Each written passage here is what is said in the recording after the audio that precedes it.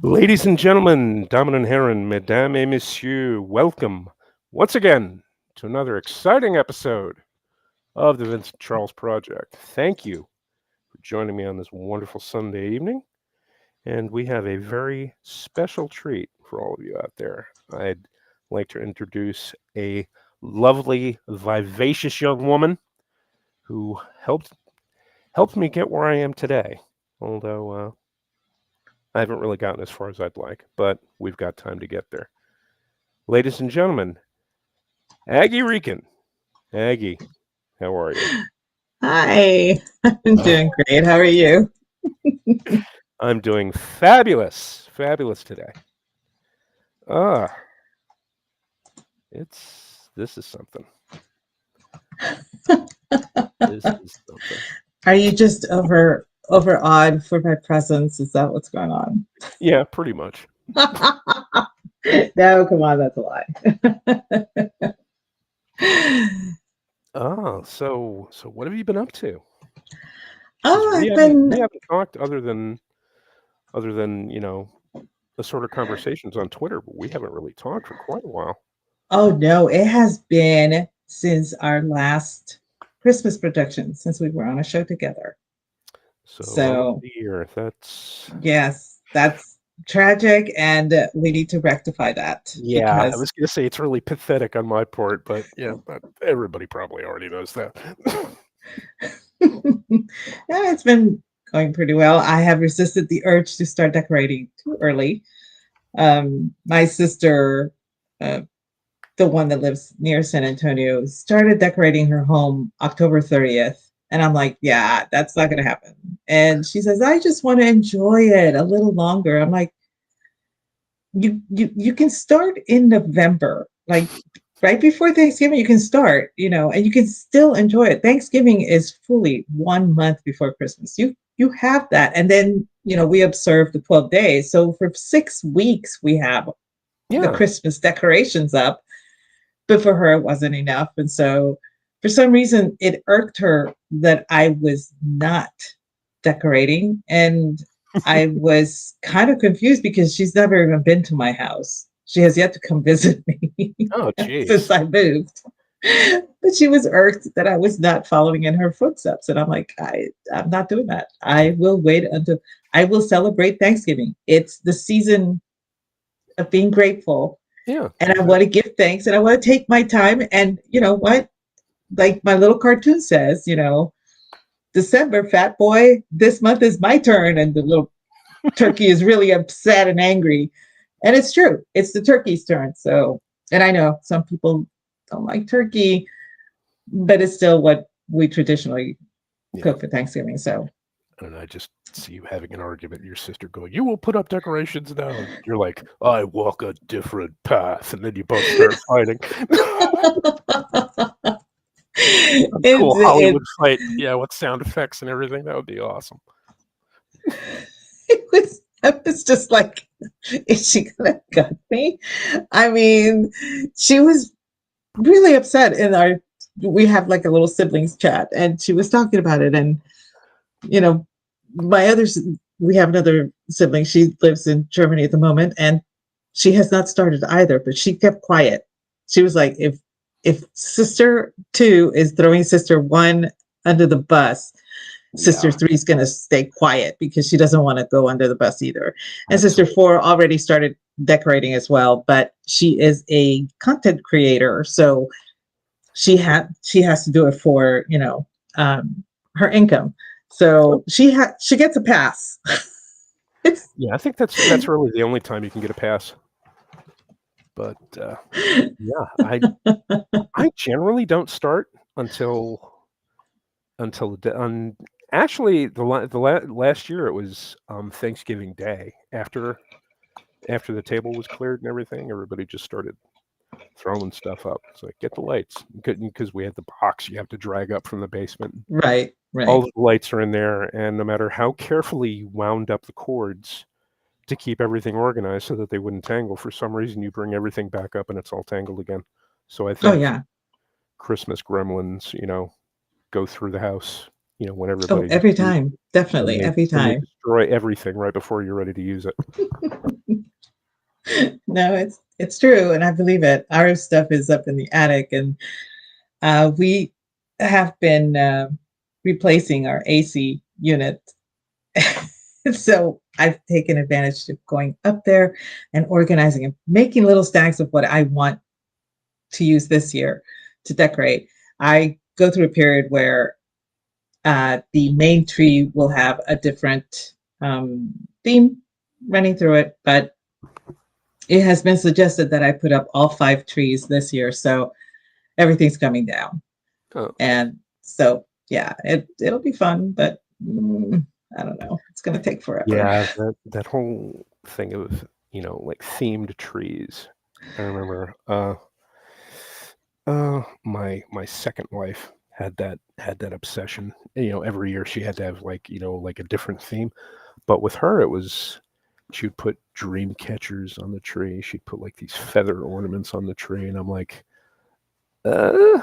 And well, the saying is "happy wife, happy life." So Correct. I'm not gonna get into it. But yeah, it's like, how does the tree look? I'm like, um, yeah, yeah. It looks vibrant. Vibrant is the best word to use because you're not saying it's great and you're not saying it's horrible, I have to but remember it that one. vibrant stands Yeah. out. I How do I know? Because that's the word most often used to describe me. So in my family. Either that or do the John Lovitz thing that gambling commercial he does. It's like, "The Browns look riveting, Gary." It's like, yeah, I'm gonna start using riveting too. Riveting, riveting, vibrant. Yeah, Vibrant and yeah. riveting. Okay. Hmm. Those are Yeah, it'll work. my 2 buzzwords for Christmas. Yeah, this year I have my space tree, which is a black tree with white lights, so it looks like the night sky. And it has all of my space themed ornaments on it. So all the Star Wars, all the Star Trek, all of the NASA, and any homemade space ornaments that I've made go on that tree. And the topper is a Death Star that I made from styrofoam and felt and pipe cleaners. Nice. Yeah, it's Very pretty silly. nice. But No, there's nothing silly about it. that's Yeah. one of the trees. The other one that's in the formal living area is the teal tree, and it has all of the peacocks on it. So, and everybody seems to like that. And so that tree is white so that the peacocks stand out. Because if you get a green tree and put peacocks in it, you don't see the peacocks because the peacocks are blue green. So I had to get a white tree. And then I like pink. So I got a pink tree and I got pink stuff for it and everything. And everybody criticized me for this, but I said, if I'm decorating the freaking trees, I'm going to have a pink tree. So we have the pink tree as well. Oh, And then I have one that's, I bought it at a, uh, I guess a nature store. And what it's a Christmas tree, but it's all branches. There's no greenery on it. It's made of metal. And you are supposed to clip little birds all over it, but I use it for all of my little wine glasses. I collect the Lolita okay. wine Yeah. glasses, so they hang from there, and it looks really cute. So I have my white tree too. But I'm just like everybody wants all the trees up, and nobody's gonna help me. So I'll be in a mood by next Tuesday. Not this Tuesday, but the Tuesday after Thanksgiving. No, I remember there was a period, I think about maybe 8, 10 years ago where I was, not very Christmassy. And I went to Walgreens and I bought one of those Charlie Brown trees because they had them in the box, and it has like the little wooden like cross The bracket on the cross. bottom, and it has Uh-huh. a little blue felt blanket, and it's got the little tree, and it actually bends over, and it's got the little bulb that you can put on it. And I think it was like $10. So yeah, for a couple of years that was my Christmas tree. Before it came out, I had made my own, and I had that tree. in college, all 4 years. That was my Christmas tree in college. And then when I moved to Dallas, it was my girlfriend's and my Christmas tree for the longest time because we just didn't. I mean, we were, I was starting to work. I couldn't afford much anyway, and we would be going home to our prospective families for Christmas. So what was the point of getting a big tree? So I made it when I was in college. I actually made one that was roughly exactly what you would buy now. But I had to go to so many resale shops and just looking for an antique store, just looking for one red ball ornament to put at the end of it because you Damn. couldn't buy them singly at the time, you know. Yeah, you got to buy So like a box of 20, and yeah. it took What do I need? forever. What do I need 19 other Christmas ornaments for? Yeah, I had made one from styrofoam that I had painted red, but I wanted a shiny one. So I kept looking and looking. And finally I found one and I bought it. And I remember the lady's face. This is all you're buying? Yes, that'll be 25 cents. Okay. That's awesome. Oh Gee, yeah. I don't know the things people do around the holidays.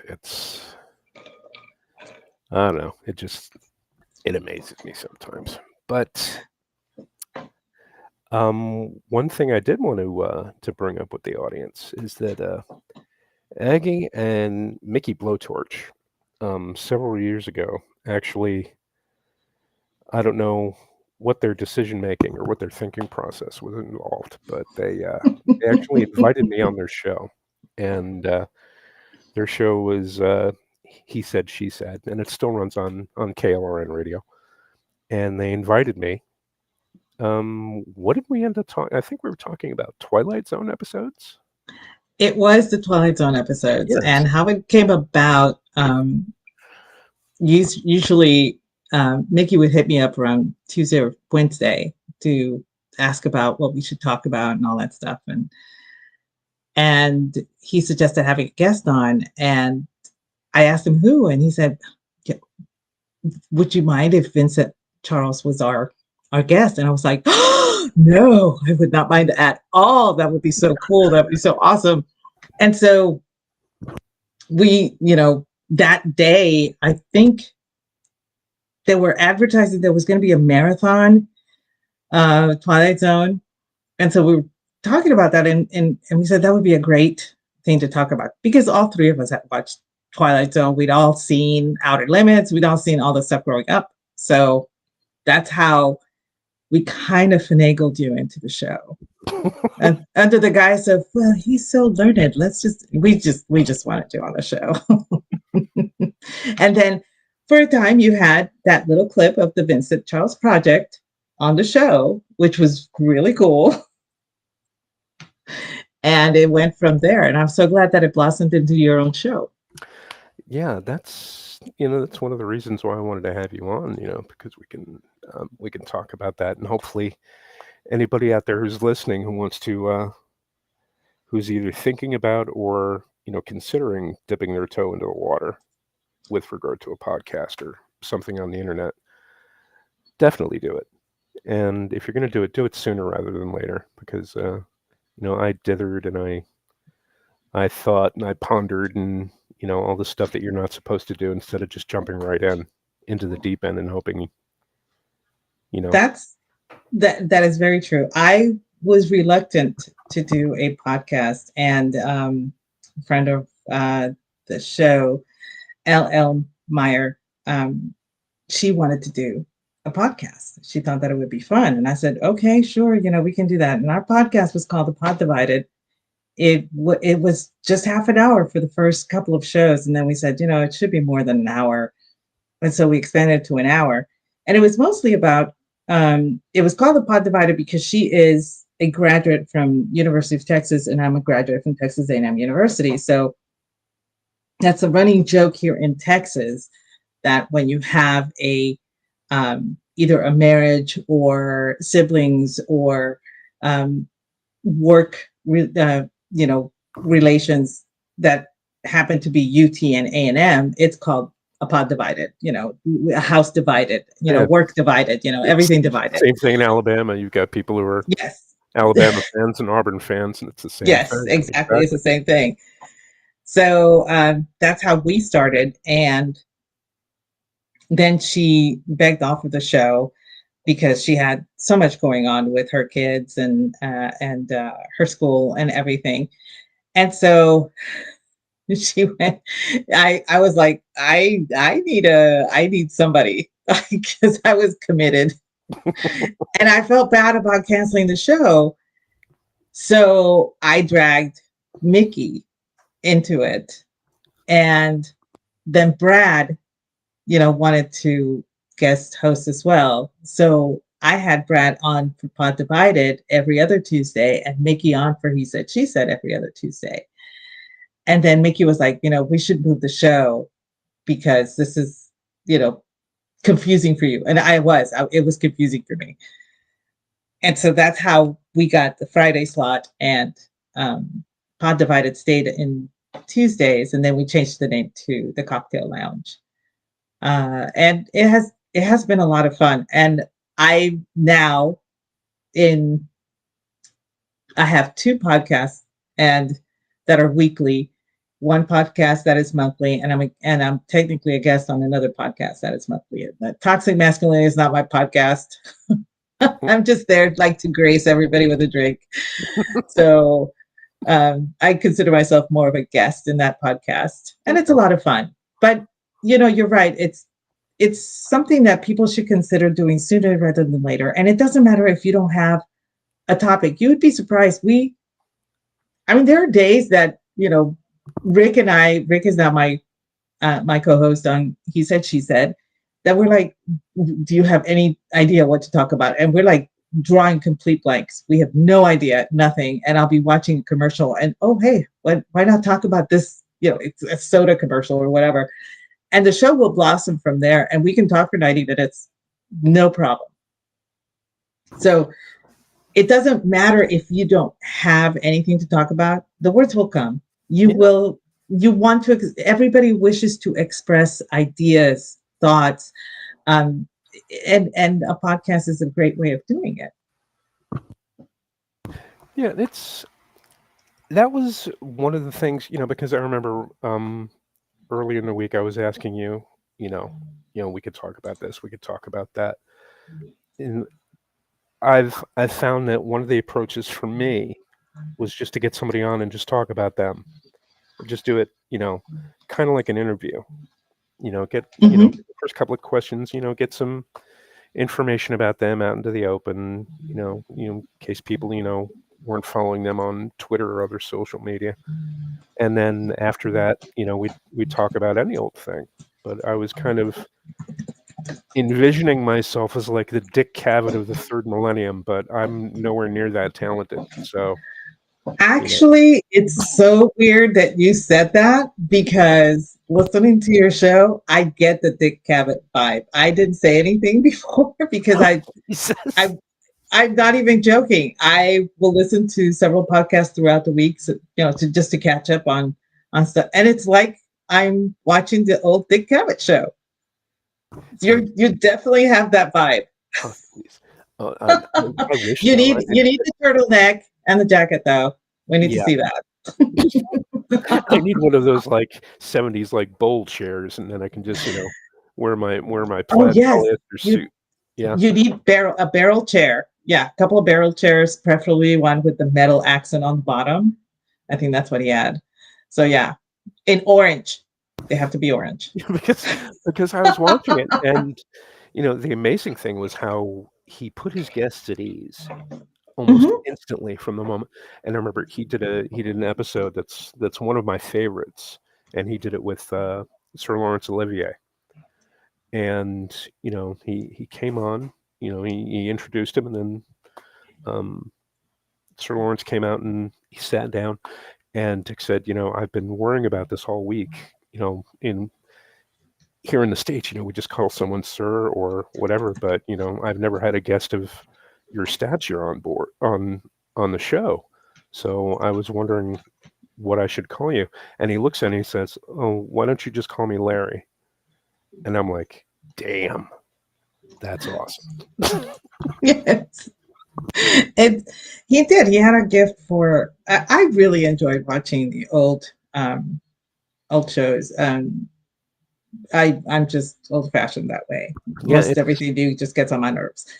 yeah. Oh God, um, if if you have Prime, um, and anybody Hmm. else out there who's listening has Prime and you like old television shows, um, get the Shout Factory option. Okay. It's like, it's like a comedy and thing, and they show a lot of old movies from the '60s and stuff like that. But they also show a lot of old television shows. I mean, they show Carol Burnett, they show Dick Cavett, and a lot of the old Dean Martin roasts are on there, and it's all like really old television. For like people who are in like their mid to late 50s, like me. Half of that stuff And you grew up me. watching. Yeah, I was trying to be diplomatic about it, It's okay. I but no, I'm not afraid of my age. I'm yeah, afraid of my bones, but I'm age. all of this stuff that we used to watch when we were kids is on there, and it's amazing. And I think it's only like $4 extra a month. Yeah, I think it's like $3.99, $4 extra a Well, month. I that's don't know. not I too don't even bad, look at my bill actually. anymore. But yeah, it is definitely worth the get.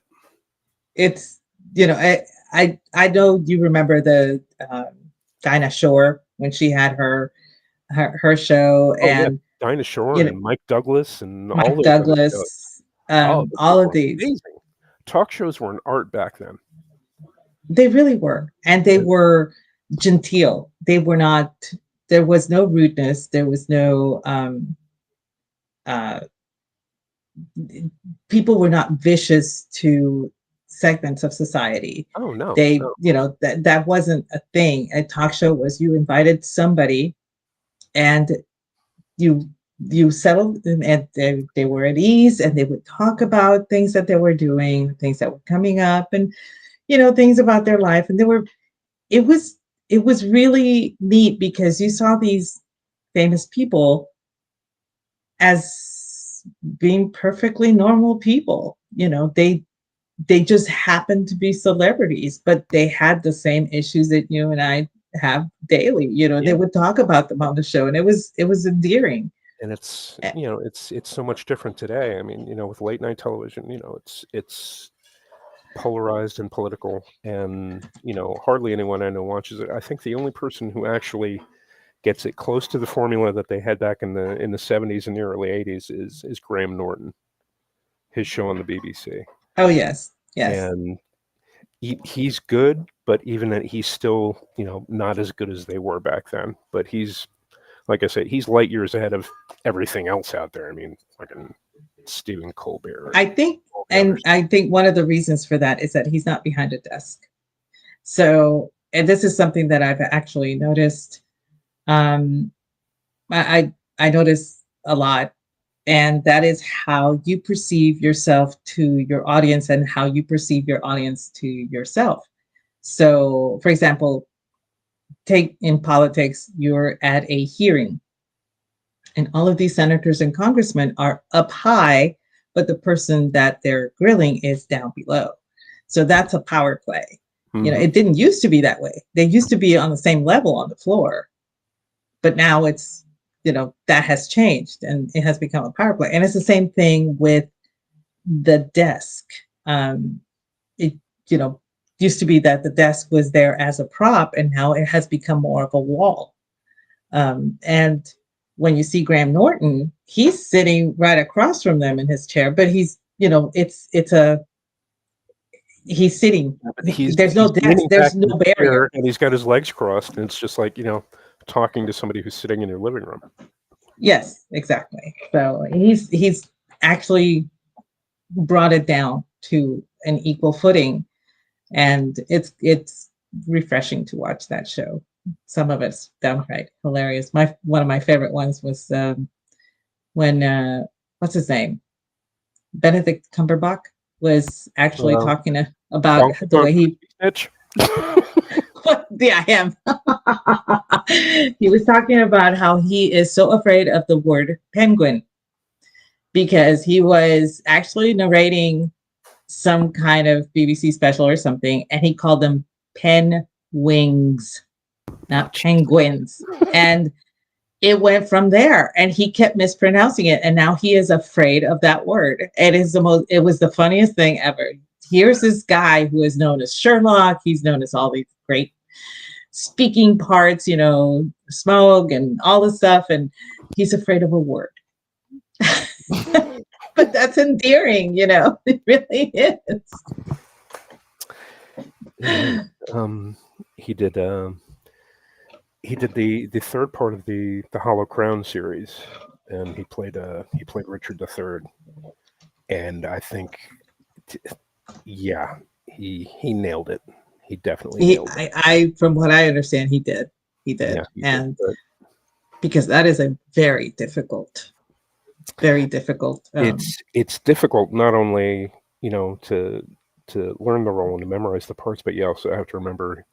For those not familiar, Richard III was a hunchback, and he was one of his legs was longer than the other. He was crippled, and you have to incorporate that into your performance. I mean, you can do it to some extent. A lot of actors do it. They'll like hold their right arm up to their chest and they'll like hunch over a little bit. But Cumberbatch, he got into it. He went full prosthetics. But one performance back in the 80s, and I didn't see it because at the time I didn't I wasn't as into Shakespeare as I am now. But I was actually able to get a hold of a recording of Sir Anthony Sher did Richard III, and the way he did it was he was all he was normal. He didn't accentuate the hump or anything like that. But what he did was he got some walking sticks. The kind of clamp to your arm that some disabled people use, and he basically ran around the stage on those, and he was moving at like warp 6 constantly, moving, just using those sticks, and he was moving like a man possessed, and it was incredible. And the physical transformation that he did, and also he was an amazing actor, really, really underrated, but that's neither here nor there. No, I love talking about Shakespeare. Don't think that you're okay. Thank you. We should have our another get together where we talk only Shakespeare. There you go. We can do a I don't know show. who would tune in, but I would do a monthly show, and we could do it 2 hours. I could talk about it all damn day. Oh no, you should definitely take one play and we can dissect it and all that. Oh my gosh, I'm geeking out already. Okay, what I'm going to do is I'm not going to put it out for the general audience, although I can probably link stuff on my Twitter account later, but I'm going to actually send you a link of this stuff. And what it is it's a YouTube channel. And if you've got YouTube Premium like I do, because during the election period, the constant commercials, I just said fuck it, so I paid $18 to get rid of all the commercials. Just get rid of the commercials. And it's absolutely amazing because now it just goes straight into the show, whatever I'm watching, and there are no commercial breaks, and I absolutely love it. And I'm going to send you the link for this. There was an old well, I don't want to call him an actor. He wasn't really an actor, but he was more of a director and a scholar named John Barton, and he helped found the Royal Shakespeare Company. And basically, this is just a series of him talking with actors that are revered now, but back in the 80s, they weren't quite so well known. And it's just absolutely amazing, especially when you see, Ben Kingsley and Patrick Stewart and David Suchet, and they've all got hair. Oh my goodness, that was a long time ago. And I will go ahead and drop that in your Twitter DM. And there's 8 episodes, and I think the most insane one is that All right, everybody knows that Sir Patrick Stewart. He's an accomplished actor. He's performed virtually every major role for a man in Shakespeare, and he's done it well. But there's also David Suchet, and they think of him from Poirot, and he's done some movies. He played the bad guy in Oh Executive yes, Decision with, executive decision. and Which he's a master of accents. He's an excellent linguist. He can copy anything. mhm. And they have one episode where it's just John Barton, Patrick Stewart, and David Suchet, and they're talking about The Merchant of Venice. And they each go through. They do 3 scenes from the play, and they each go through and they do it, according to how they did it, because they both worked with John. He directed them in both versions of their play, and to just see the contrast between the styles of these two, and it's absolutely amazing. And as many times as I've seen it, as good as Patrick Stewart is, I still think David Suchet edges him out as far as I, acting ability. you know But what? I'm just gonna saying be that on that camp. you can watch the episode and see for yourself. But yeah, No, I'm definitely in that camp.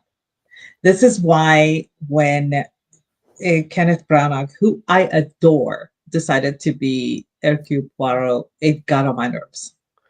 And I was really upset. I yeah, was very upset because he's not Poirot. Poirot has a definite look and a definite feel. And Branagh, for all that he is a fantastic actor and a great director, is not Poirot. He's not. He just isn't, yeah, And if anybody's watched David Suchet as Poirot, that's who Agatha Christie had in mind. Honest to God, that is exactly who he had, except green-eyed.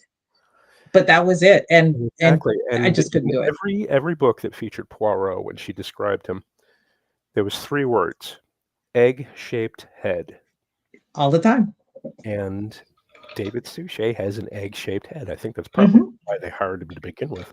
But yes, and he just from the first episode, boom, he just nailed it.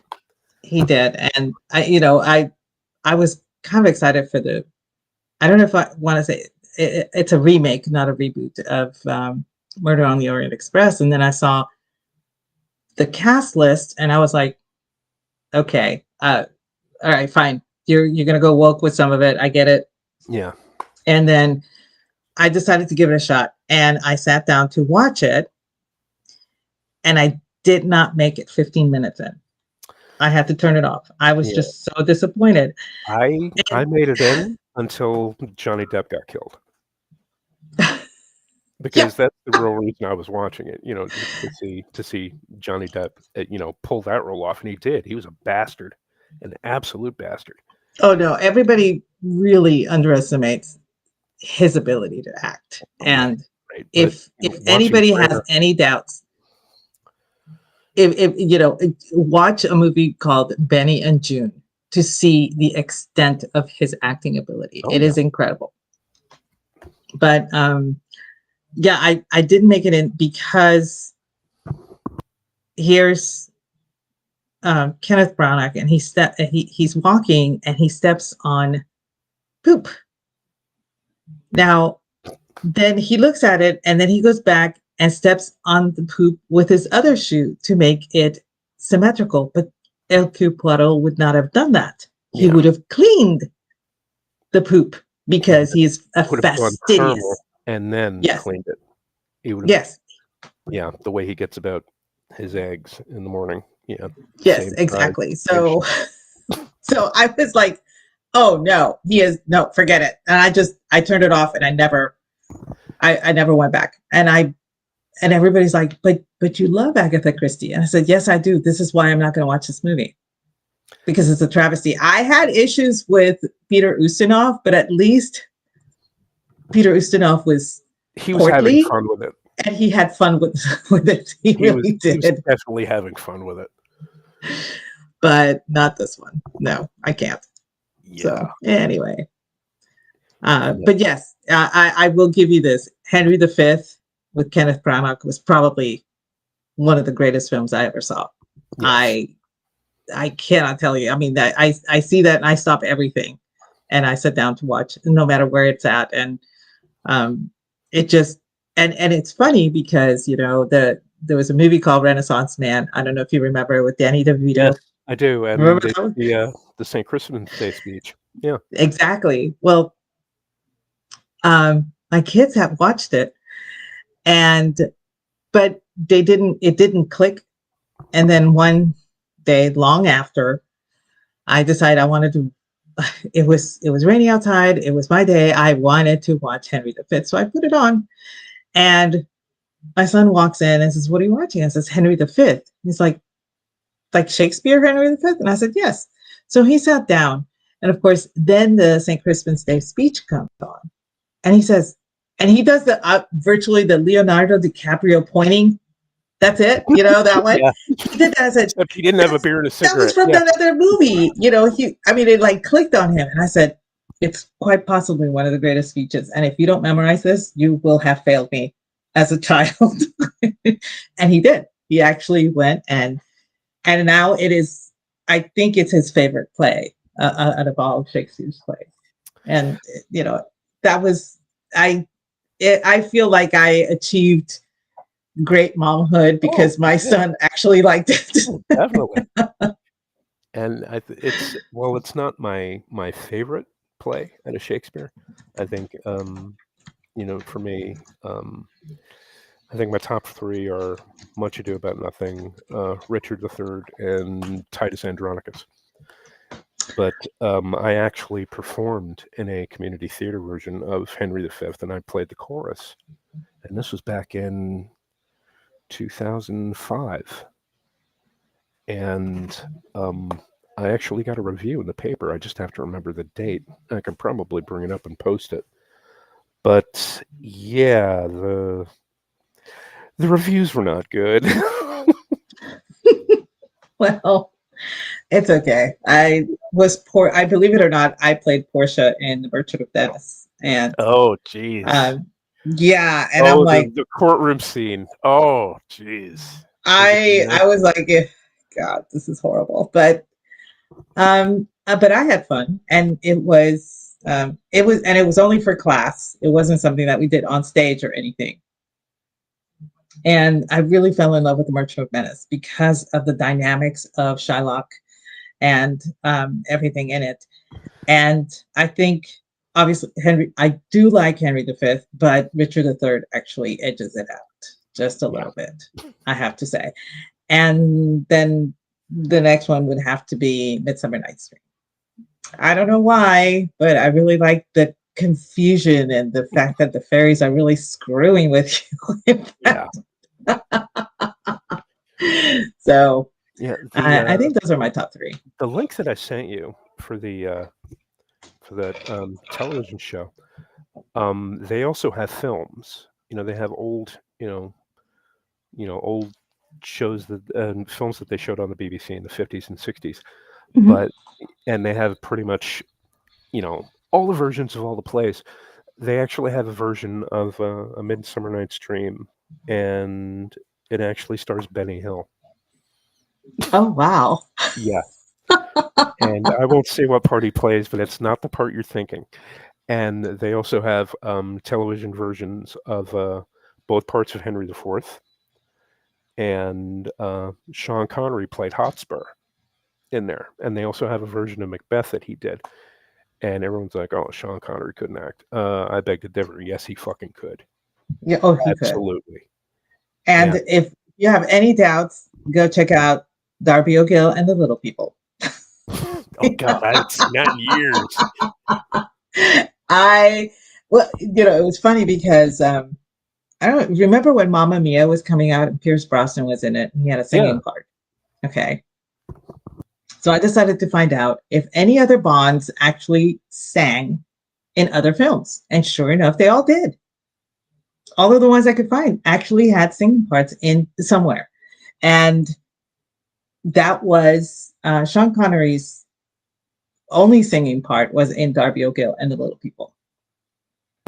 No, And I believe he Roger sang Moore's, he sang part of a song in Medicine Man. well, yeah, yeah. But as in part, as in like there's music to accompany as a whole song. Yeah, that was the only one that I can recall. I think Roger Moore did a song with the Muppets for the Muppet Show, and Pierce Brosnan was in that, and I think Timothy Dalton did it for something else, and I believe George Lazenby as well. I had found all the clips, and this was at an old blog that I used to co-blog at. It was called, please don't judge me. It was called Hookers and Booze. I do not judge much. And my friend took it down because he was no longer interested in actually blogging. But that was one of the entries that I had done, and I mean that people were like, I had no idea that any of those people could sing, and I said, well, I will say this: Sean Connery could sing, Roger Moore could sing, Pierce Brosnan. The jury's still out. To this day, I still can't believe that he sang in that film.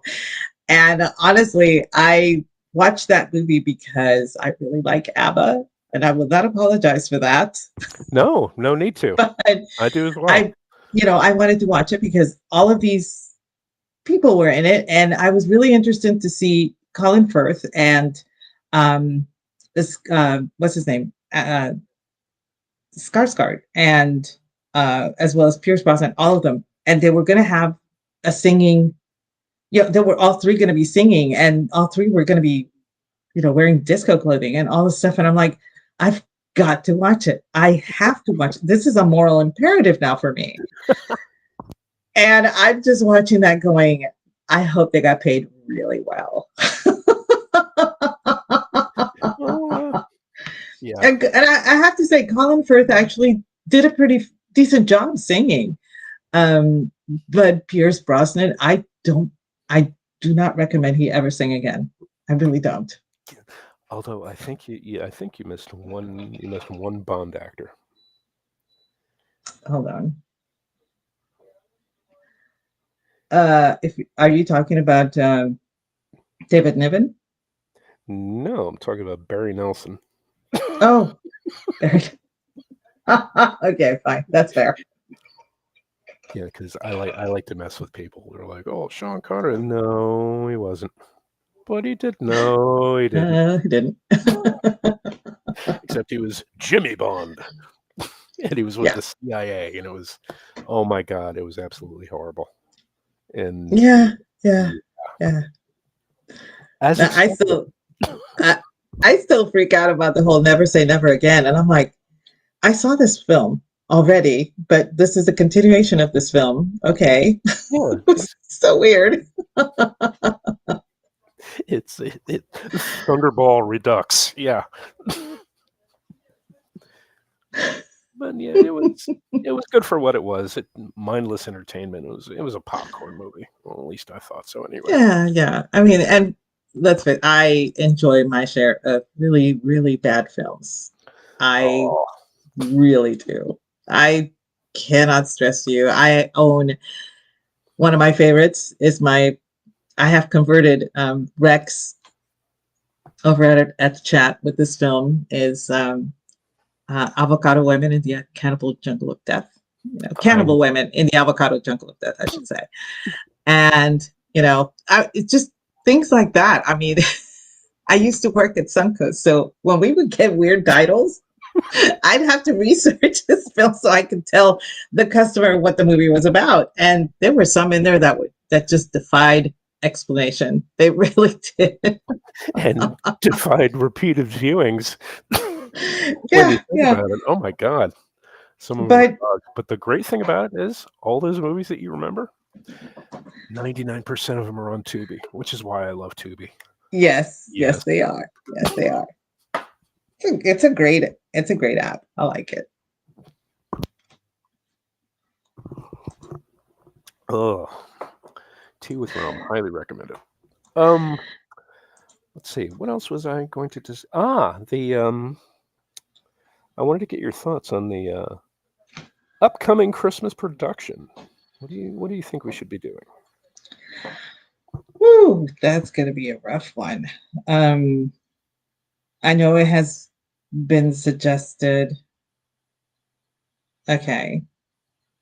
I'm trying to remember all of the ones that we did because I was Christmas Carol. Um, we did obviously I still think that was my favorite. that one was great because I thought my character had a Hispanic accent. Oh, seriously. Oh, if any of you Yes, are able, go back to the KLRM archives and pull up the Christmas shows and listen to these because she actually played Bob Cratchit's wife in A Christmas Carol with a Hispanic accent, and yes. you could hear occasional like that was me biting the inside of my mouth to keep from laughing hysterically, and because I think we were all pretty lubed up. It 'Cause was, yeah, that I was, know I I had think that's a, several cocktails before we went on air, but yeah. yeah, it's a requisite to actually have cocktails while we're doing this thing. I mean, and the way everything got started was Mickey uh, wanted to do War of the Worlds for Halloween one year, and we did. And I mean, we off the seat of our pants because there was no rehearsal, there was nothing like that, but we were all drinking, and Yeah, Mickey you could was hear somebody Mickey was somebody was hitting the was water wrong because you could hear it that fairly was well. that was Mickey. Oh, jeez. Oh, that That must have was been the Mickey. movie. You never told me that was him. Aw. Oh no, that was him. I'm gonna have And to revisit that. so that's how it started. And then the one after that was Christmas Carol, and that was so much fun. We had a ball doing that one, and of course, every one of them has a little glitch. Um, it just happens, Oh, they all but do. It's like but the that's part magic of of the live charm of radio. it. Exactly. Yeah. Yeah, and I believe one of my siblings was played by Jay Homestead, and she was actually working at a brothel, and it's like we did stuff with our characters that was not anywhere near A Christmas Carol. And then, the next one was It's a Wonderful Life, and I played Maria, Mary. And so, of course, most of my lines I translated into Spanish. But if you have seen the movie, and George was played by G, and G does a fantastic Jimmy Stewart impression. I know. So, I was trying to keep from laughing because I was playing Clarence, except I was doing him like a Noel Coward gay kind of Clarence, like flamboyant and yes, shit. And you're very good. and when he started talking like that, I was like, "Oh my god, I'm not going to be able to do this. I'm not going to be able to do this." And the right side of my mouth, I still have the scar from biting down to keep from laughing while he was saying his lines. It was it was so much fun. I know it was incredible. It was so great. Um, I believe, and then the one we did last time was Miracle on The 34th Street. Yeah, Miracle on 34th Street. Hmm. And that one was great. I did not have a big part, but the part that I had was so funny. I was a shopper, and it was taking place in New York, and I was like, I am not doing an Hispanic accent again. I got to do something else. I called up my cousin, with whom I have not actually physically spoken to in about 9 years. We text, and we communicate via social media, but I hadn't actually called her. And I needed to get in that headspace for that particular accent because she lives in New York. Hmm. Now, when we talk in Spanish, we sound the same, Puerto Rican. But when we talk in English, she sounds New York, I sound Texas. So it's like sometimes I have to slow down because I don't understand what you're saying. And she does the same thing to me. But I needed to hear her so that I could get that accent going in my head. And So I talked to her for like 30 minutes, and she was like, I hope that helps. And I'm like, yes, it did. And my accent was spot on. Okay, and for those of you in the chat who can probably see the chat overlay now, you'll have to forgive me. I'm still learning most of the benefits of this software that we're using. So from now on, I'm going to keep the overlay up so that people in chat can get involved, because audience participation is what we do. Hashtag Yeah, chat lives matter. yes, this is true. But I think there was talk of doing a Christmas story. Is that the one that we were looking to do, or? I think But I'm so. not sure. Yeah, a Christmas story, and which would be really great because that film was so neat, and Oh, the fact that it was narrated actually added to it. It was, I mean, at the lamp. The lamp became an icon. The lamp became an actual character. yeah. It's a It's major tough to award. do, but yeah, I think that would be so much fun to do it. I think it'd be really, really. I think it'd be great. But there are other films that I was thinking when to do I'm sure Santa Claus versus the Martians. that'd be hilarious. Oh dear God! Oh, I can't believe I just Fat no. Man. We need to do Fat Man. Oh, oh God, yes. Oh, holy shit! That would be hilarious. Oh my goodness. Um, but Forty. there's some that have It's been still Christmas. readapted. Yes, yes, that one goes up. But Krampus.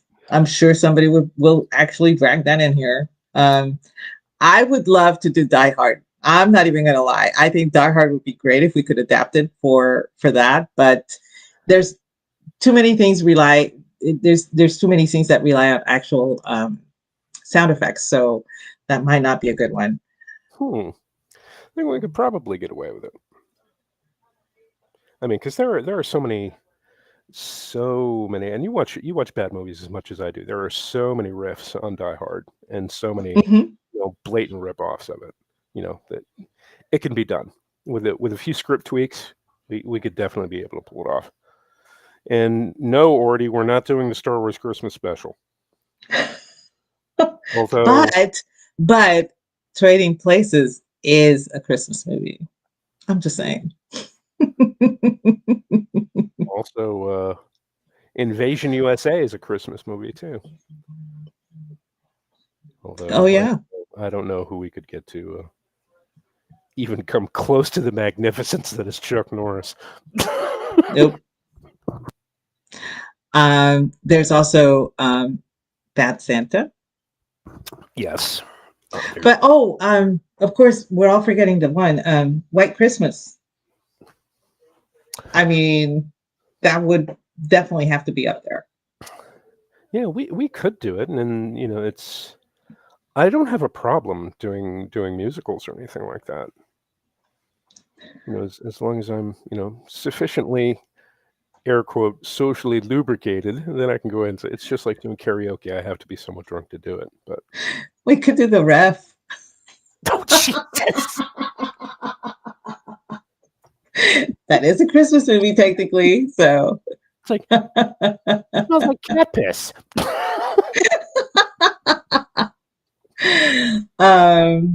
there was old movie. Oh gosh, it was with. I want to say it was Barb. Planescape musical. Oh Jesus, Ordy, I love you. Oh Jesus. That'd be. Oh gosh, there was one. He could talk. He could talk. I can sing.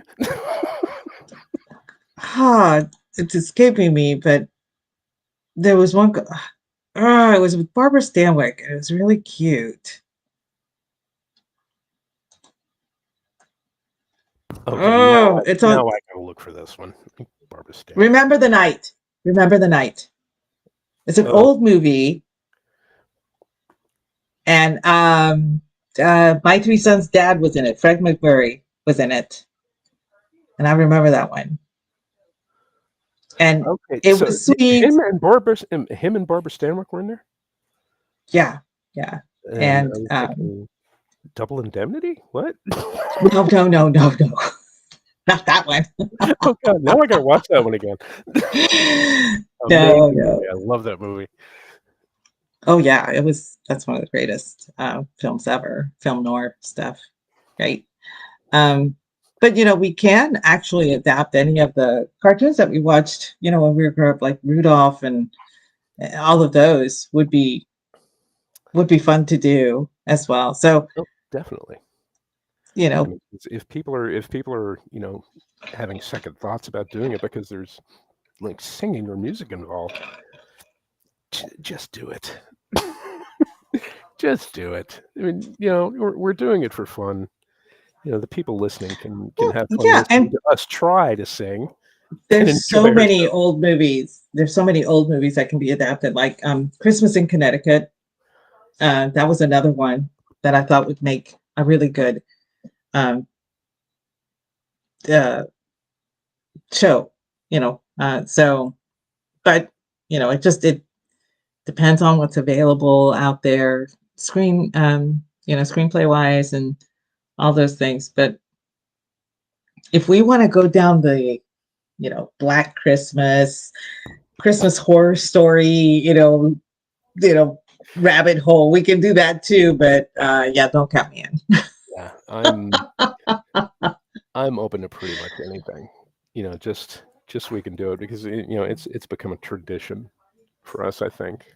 And yeah, it's a lot of fun, and the people who listen to it, they're apparently having a lot of fun listening to it, considering the numbers every time we run those Christmas specials. Is I I do too, and I think what should happen is somebody needs to write a screenplay that lampoons each and every single Hallmark Christmas movie, so that we can have that I'm sure that for if a you show. put in enough prompts, you could get Chat AI to write out the perfect Hallmark Christmas movie. I And think as so a matter of too. fact, I think I'm going to try that. I'm gonna see if I can get Grok to do it, and then yeah, as a matter of fact, I'm gonna try that. Well, I'm not gonna do it, tonight, but first thing in the morning, I'll log on to Grok. I'll say, make me a Hallmark Christmas movie with every trope and cliche you can think of, and that would Yeah, we be can do that. We can even do a take. Scrooged was a really good take on A Christmas Carol. It was very updated for the time, and I, you know, we could still tweak it and do Scrooge. That would be kind of cool too. okay. And just to answer Janelle in the chat, Star Trek Generations has a Christmas scene. Yes, but it involves dead nephews, and it's too it's too depressing. So we're not gonna be going there. Oh, that was yeah. I cried. I Yeah, that cried. was that was hard. That was hard. Like, damn. And no, Stephen, there is not more than one Hallmark Christmas card. There's just several different opening credits to them. And So Orty says Muppet Christmas Carol. Yeah, we could do that. We could do the Muppet version of it, but we'd have to do it in even sillier voices than we did the first one. I think it could work. we can do that. When we did Wizard of Oz, I actually did five of the voices for my school play. I got absolutely no credit. I'm still salty about that 40 years later. But yeah, It's I think we can it's tweak our amazing voices to do that. the grudges we're capable of holding Oh, over decades. I am one of the most forgiving people. I'm the most patient person I know, and everybody tells me I am the most patient person most people know. But when it comes to grudges, I will hold a grudge until I am ashes. I'm not even joking. I will hold a grudge Start forever. calling you the Zen spider. Oh, I have the patience to wait you out 40 years, my friend. Pretty But much. I will get even if it takes me 50 years No, to do it. I'm not even joking. We had our 40th high school reunion last, I think the first weekend of November. I could not attend. I had stuff going on up here, and they were talking about the Wizard of Oz thing and everything. And somebody actually brought up, it's like I don't know who it was, but somebody did so many voices, and I wish I'd known who he was. He wasn't a he, it was a me. It was me, and I actually put that in the social media group for our high school. I said that was me, and people that were actually in the show had no idea that I was the one doing all these voices. Nobody did. I was like, I was stealth Oh, mode. and Stephen Hall is hashtag Dune posting in the chat. Vendetta in the ancient tongue. Once again, we have been obeyed. I may be part Scottish, MD. I'm not sure, but if I'm not, I will gladly adopt that attitude because it's the grudges are not going away. Oh, jeez. Well, technically, we were supposed to have gone off the air 2 minutes ago, but hell Okay, with it. We'll stretch it out for another half hour because the next show in the lineup for tonight doesn't come on until later. So sure, I'm game. outstanding. So the chat seems to be very interested in giving suggestions with Yes, regard to the Christmas show. Dune, I Dune Janelle, Christmas I love special. you. I love you. The That's spice awesome, wine must flow. Yes. and that's what we should call it. The spice line must flow. That's perfect. The more I think about it, the more I think somebody needs to AI a screenplay based on every single Hallmark movie ever done. Yes. I mean, and we can do that as a show. It's kind of late for this year, but we should think about it for next year. I think that would be No, I great. don't think because we've got we've pulled off we pulled off far greater in less time. Because Well, true, but one of most of the the time the screenplays were already available.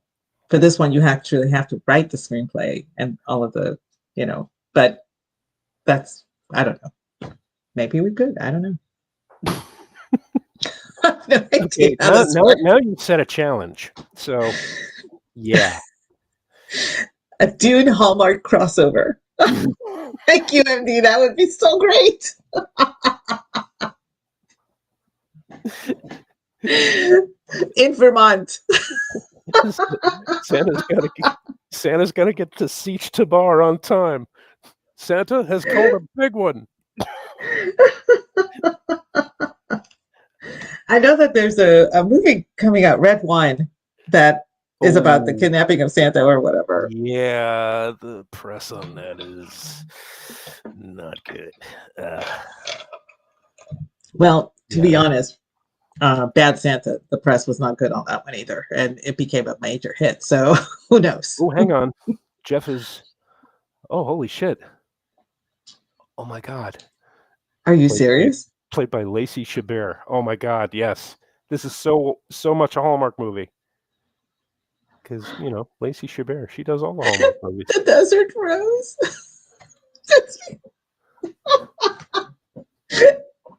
You don't understand. I am literally picturing this Dune Hallmark crossover in my head. No, the way I look at it, if we could come up with a Dune Christmas special, it would still probably be light years ahead of anything Brian Herbert has written in the past 15 years. No lie detected. Yeah. No lie detected. Oh god, that new show that they're showing on HBO Max. I watched the first episode. I have no interest in watching the rest of them, and there are 5 more coming. So yeah. Oh, Janelle. Oh, long live the fighters. Oh my god, I love you people. We have the best chat.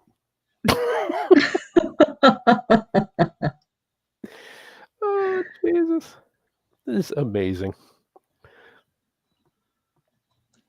The sleeper must make eggnog. I'm telling you, I think a Dune Helmet crossover screenplay needs to happen.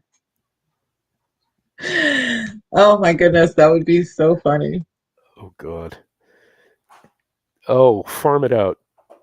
We'll get anybody to do this. If we get 10 people working on it, we can have a screenplay in a Listen, day. we have the Star Wars Holiday Christmas special. So I have no doubt that somebody would pick this up. Oh, Jesus. They Could would. Golf be the one?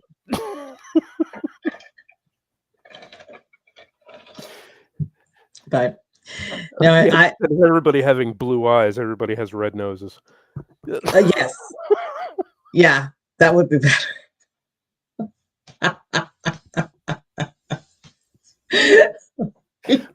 Oh, I know this is silly, but I'm seeing Kyle MacLachlan dressed as Santa. I can't. Oh, Jesus. Yeah, yeah. Bring him back.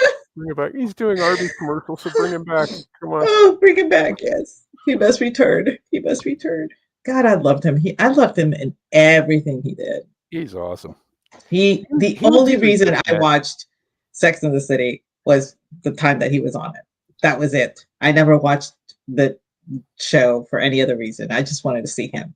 He was even good in that horrible version of Hamlet with Ethan Hawke. Oh gosh, you watched that too? Yeah, I did. I had to watch it because my niece was actually Well, she had to review 3 Hamlet movies for her English literature class or something. And I'm like, you gotta watch movies for your English literature. Okay, fine, whatever.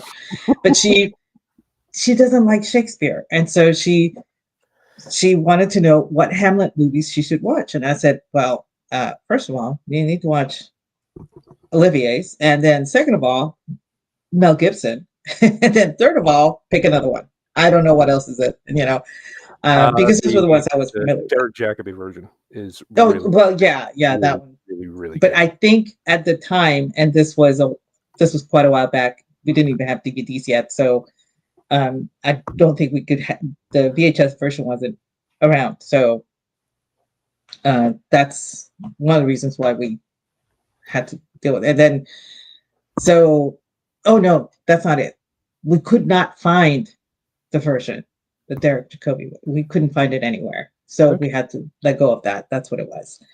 And so she picked Ethan Hawke's, and I was like, but this is like set in that today, and I'm like, Hamlet is not one that would translate very easily to common, today, Yeah. not very easily. And so we decided to watch it, and I was like, I do not have enough vodka for this. I honestly did not. I Exactly. put the film on pause and went to fix It's like myself. I'm sitting there watching. It's like Cal MacLachlan's in it. He's good. He's trying. Sam Shepard's in it. He's good. He's Sam trying. Bill Shepard. Murray. Bill Murray is Bill Murray. I'll watch him in anything. And yeah, he tried. He did He his was best. Polonius, was he not? If I Yeah, he recall played correctly, he Polonius, was Polonius. and he And actually did a decent job. But every time Ethan Hawke comes on screen, he just sucks the life out of the fucking room. I don't know. it's annoying. But I I've will never give him liked it. this.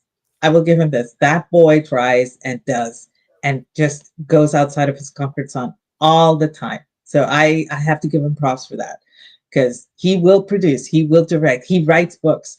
And actually, I actually liked Rules for a Night. I thought that was a really good book for especially teens, and it was really neat. I reviewed it for Spirited Books, but he goes out, he does stuff. He doesn't just act. He is actually active in finding new things to do. So I can't. I gotta cut him some slack. But yeah, and he was not the guy for the role. Yeah. He just was not the guy for that role. I would not have picked him, but it was a weird movie. Yes, it was. Now, I will say, when Leonardo DiCaprio, when they did Romeo and Juliet, the concept was awesome. And I say that from the point of view of someone who has actually been a substitute teacher for English, who has had to deal with teaching Romeo and Juliet to kids who could not understand it.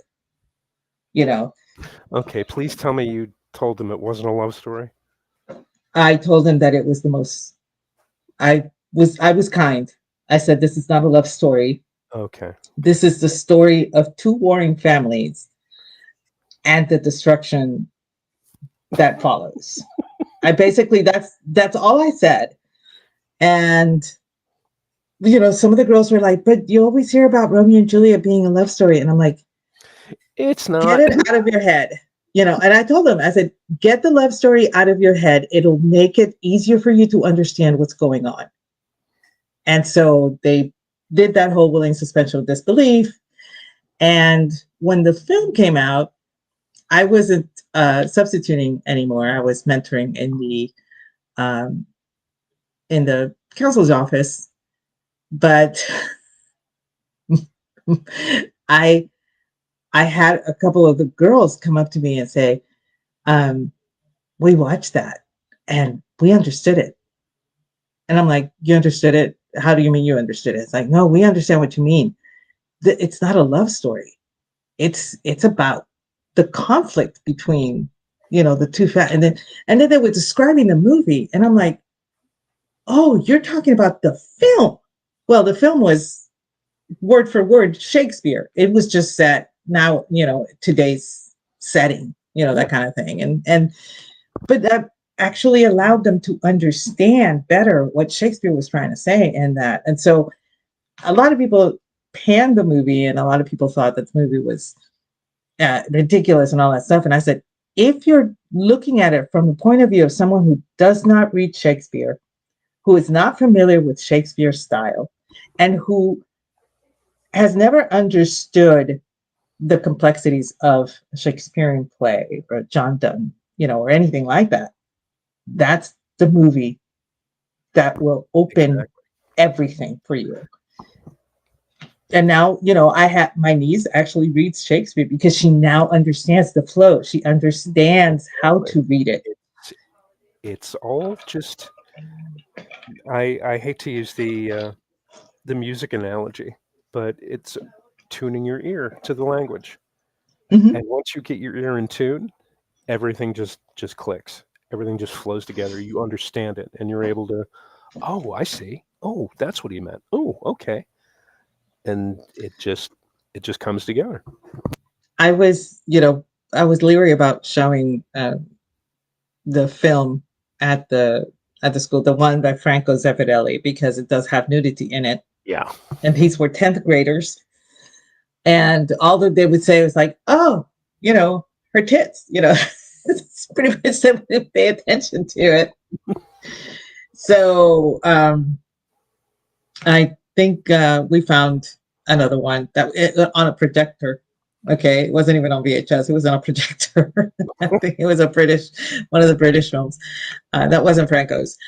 Um, but it was, again, it's something that if you're not used to Shakespeare, you're not going to follow it very well, and you're not going to be able to understand the flow of you know the Exactly. prose. And a lot of purists say, especially, with that version of Romeo and Juliet, or the version of Coriolanus that Ray Fiennes did, where it's in modern times, and everybody's in like modern military uniforms, and there are tanks and armored vehicles and stuff like that. If you set it in a if you put it in a setting where people are familiar with, like, oh, they see cars and they see people in normal everyday clothes moving around their ordinary normal lives, and then they start talking prose, it makes them easier for them to understand it. Because that's one Yes. thing out of the way. The costumes and the settings don't distract. You're not concentrating on those. So if you No, see I a thought it was guy, great that some people had Hawaiian shirts, some people yeah, had dad shirts, some people had. I mean, it was just like the costuming for the ball, everything was just, for me, it was like, this is the way you introduce Shakespeare to people who are really not familiar with the way Shakespeare reads. And I have recommended that film to almost every single high school teacher that I know. And even believe it or not, when it was dubbed in Spanish, my cousin, who is an English literature teacher in Puerto Rico, she used it and they watched it, and it was like she told me it was like light bulbs were going. I was watching the Yep. kids, the light bulbs were going off, and I'm like, I'm telling you, look for things like that. I said, avoid Hamlet at all costs Yes. because you're just gonna that's gonna trip you Nobody up. nobody wants to watch a show about a depressed aristocrat. Thank you. Yeah, so she and the theater department got together and they wanted to do Much Ado About Nothing in Spanish. But the costuming was, done with Puerto Rican dress, that kind of thing. And it was set in um, what I would like to call the campo, which is our version of where the hillbillies live and all that stuff. So that Okay. setting actually worked for Much Ado About Nothing. And so once you remove the setting and you move the setting to something that people can understand, you will understand everything that Shakespeare was saying completely without fail every single time. And she got a lot of flack for doing it, but then everybody understood Much Ado About Nothing in Spanish, but they still understood it I mean, because yeah, there's a people there's like a fancy there's a costumes. difference. Like I said, there are purists, and with regard to setting and stuff, I'm open minded. I'm as open minded as the next person. But like these, I see these performances, being advertised on Prime and stuff like that. It's like, oh, let's do Julius Caesar, but everyone's female. And I'm like, yeah, I have no interest in watching that. You're just No, being, there's a line that you yeah, really you're should just not cross. being, you're just doing that to be controversial. And I call it the Ghostbusters effect. When they did oh, all women, I'm like, no, the sex of the Ghostbuster was not a thing. It didn't matter. Well, then why are you upset that they're all women? I said, because what you're saying is that it does matter to you. That's why you're changing it to women.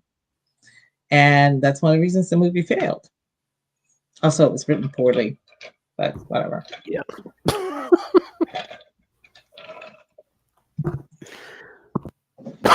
Yeah, there's a fine line between making, rebranding something to be true to, current events and rebranding something to be true to woke events. And you gotta choose your battles when you do that. But Klingon Hamlet? Yeah, Klingon Hamlet is a necessity. And somebody actually did someone did that, didn't they? yeah, it's actually a thing. Somebody actually translated Hamlet into Klingon, but somebody actually did one of Hamlet's soliloquies, and you can find it on YouTube.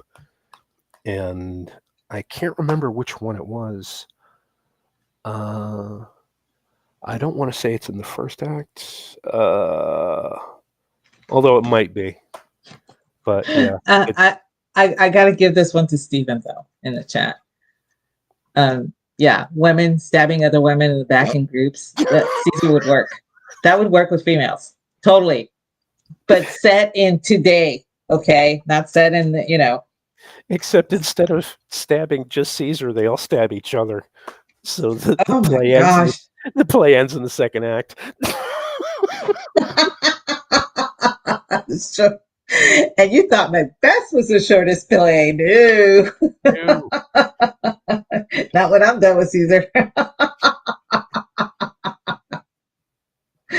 But he's got a point. It would work. Oh, jeez. Now I I can't think mean, of it worked. I mean, obviously, um, which one was it that Akira Kurosawa redid King Lear? I want to say it was Ran. Ron. It was Ron, Ron. right? Yeah. Notice Uh, he did King Lear and he did Macbeth too. Hmm. And I think King Lear was the one that Ron just every time I watch it, I cry. I just Yeah. end up. The movie starts and I'm already crying because I know what's coming. But it was. I mean, I love Akira Kurosawa. I cannot stress how much. Oh God, yeah. And Toshiro Mifune was like, okay. Anyway, I'm well aware he was very much far older than than I am. I mean, I was very young, but I always Okay, thought that but Toshiro Mifune hashtag was George Lucas stole the Hidden Fortress for Star Wars. yes, yes, this is true. Uh-huh, right, whatever. Anyway, so the just watching that film, you'll notice that he did not have to change the characters themselves because the I guess the characterizations of each person, you didn't have to change their sex at all. It was just the infighting between the sisters, all of that was fine. So that's one that I think would not do well if you were to change male to female, like Julius Caesar would work. Yeah. That kind of thing. Um, I can see where some of Shakespeare's plays you could Yeah, substitute. they did. I forgot the. I'd have to look it up because it's a not a famous actress, but she's done a lot of steady work, and it's one of those actresses you know her if you saw her. She did Julius Caesar, and they did a triptych. They did two other plays. I think they did both parts of Henry IV, and they did something else. I want to say King John. I think no, Mhm. Richard II. They did Richard II, Okay.